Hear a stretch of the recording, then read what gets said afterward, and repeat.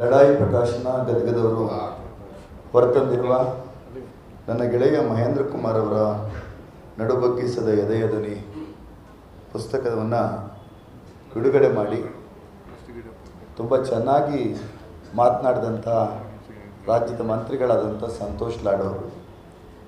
ನನಗೆ ಅವರು ಉದ್ಯಮಿ ಅಂತ ಗೊತ್ತು, ರಾಜಕಾರಣಿ ಅಂತ ಗೊತ್ತು, ಸರಿಯಪ್ಪ ಅಂತ ಇದ್ದೆ. ನಮ್ಮ ನಿಖೇತ್ ಹೇಳ್ದಂಗೆ ಅವ್ರು ಮಾತಾಡೋಕ್ಕೆ ಸ್ಟಾರ್ಟ್ ಮಾಡಿದ್ದೇ ತಡ. ಈಗ ರಾಜ್ಯದಲ್ಲಿ ಒಂದು ವೈಬ್ರೇಷನ್ ಮತ್ತು ಭರವಸೆಯನ್ನು ಮುಂದಿನ ತಲೆಮಾರಿಗೆ ಮೂಡಿಸಿದೆ.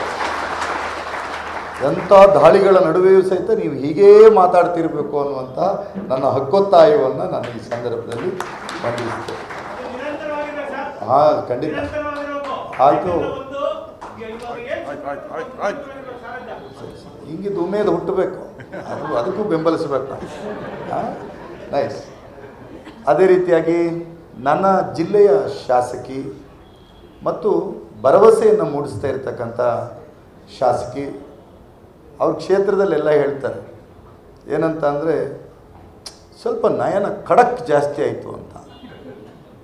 ನಾನು ಹೇಳಿದೆ, ನೀವು ಗಂಡಸರು ಏನು ಬೇಕಾದರೂ ಮಾಡ್ಬೋದು, ಹೆಂಗೆ ಖಡಕ್ ಬೇಕಾದ್ರೆ ಇರ್ಬೋದು. ಒಬ್ಬಳು ಹೆಣ್ಣು ಮಗಳು ಏನಾದರೂ ಖಡಕ್ಕಾಗಿ ಮಾತಾಡಿಬಿಟ್ರೆ ನಿಮಗೆಲ್ಲ ಮೈ ಉರಿದು ಬಿಡ್ತದೆ. ಖಡಕ್ಕಾಗಿ ಇರಬೇಕನ್ನೋದೇ ನಮ್ಮ ಬಾಬಾ ಸಾಹೇಬ್ ಅಂಬೇಡ್ಕರ್ ಹೇಳಿದ್ರು. ಖಡಕ್ಕಾಗಿ ಇದ್ದಾರೆ ಅಂತಹ ನಯನ ಮೋಟಮ್ ಅವರೇ.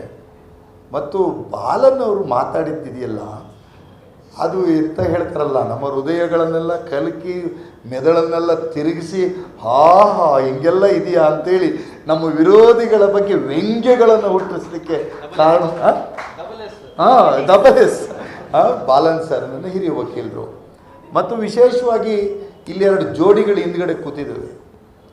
ಅದು ಮುನೀರ್ ಕಾಟಿಪಳ್ಳ ಮತ್ತು ನವೀನ್ ಶೆಟ್ಟಿ ಸೂರಿಂಜೆ. ಸುಮಾರು ಜನ ಯೋಚನೆ ಮಾಡ್ತಾಯಿದ್ದೀವಿ ನಾವು, ಉಡುಪಿ ಏನು ಕರಾವಳಿಯ ಭಾಗದಲ್ಲಿ ಗಟ್ಟಿಯಾದಂಥ ಧ್ವನಿ, ಇವರು ಹೋರಾಟ. ಎಲ್ಲರೂ ಸುಮ್ಮನೆ ಕೂತಿರ್ತಾರೆ.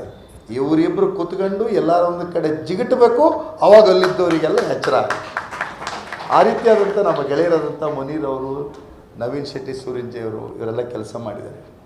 ನಮ್ಮ ಲಡಾಯಿ ಪ್ರಕಾಶನ, ಅದು ಹಿಂದಿಲೂ ಲಡಾಯಿ ಅಂದರೆ ಜಗಳ ಅಂತಲೇ ಅಲ್ಲ, ವಾಗ್ವಾದ ಅಂತಲೇ, ಸಂಘರ್ಷ.